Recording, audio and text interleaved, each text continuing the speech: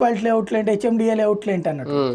వాడేమంటాడు, ఇది మీరు క్యాష్ పెడితే తీసుకోవచ్చు, లేదా దాని పేరేంటి ఏదో ఒక్క సంస్థకి సంబంధించిన వాళ్ళు మాత్రం పంచాయతీ లేఅవుట్లకు కూడా లోన్ ఇస్తారట.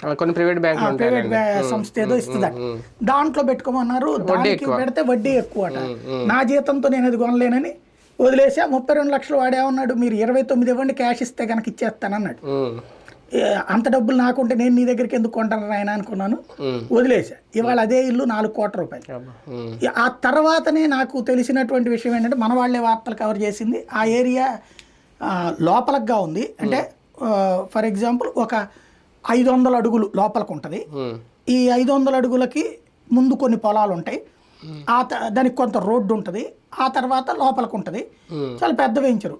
కొన్నోళ్ళు అక్కడ ఇన్కమ్ ట్యాక్స్ జడ్జీలు వీళ్ళందరూ కొన్నారు అక్కడ ఫ్లాట్లు. ఇది 32 కోట్లు అంటే ఏముంటుంది, అందులో అన్ని ఇచ్చి 200 గజాలు ప్లస్ G+1 విల్లా అంటే ఏ రేంజ్ లో ఉంటది. పైన కూడా టెర్రస్ మీద కూడా ఇది ఇచ్చాడు, గార్డెన్, ఇంటి ముందు గార్డెన్ ఇచ్చాడు. అక్కడ కూడా మళ్ళీ మనం కూర్చోడానికి టేబుల్ టైప్ ల్యాన్ వేసాడు.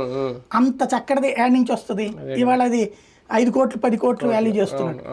ఆ రోజున తర్వాత ఏమైంది, ఆ రోడ్డు వాడు వేసిన రోడ్డు ఏదైతే ఉందో అది వీళ్ళదట, కార్పొరేషన్ వాళ్ళదట.